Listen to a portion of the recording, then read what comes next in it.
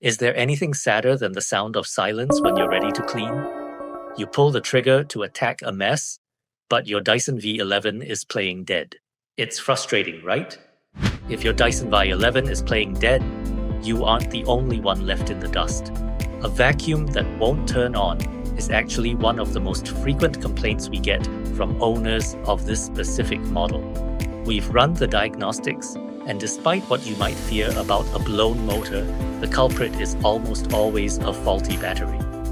Even if the external lights flash, the internal cells have likely degraded to the point where they can no longer communicate with the main board to start the machine. Leaving this unchecked means more than just dirty floors.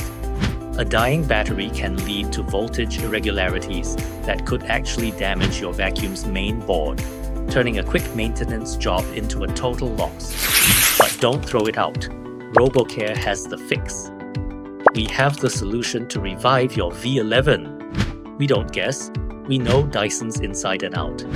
Our team of certified technicians specializes in high-end vacuum repair, with extensive experience handling the intricate electronics and power management systems of the Dyson V11 series. Our solution is precise and effective.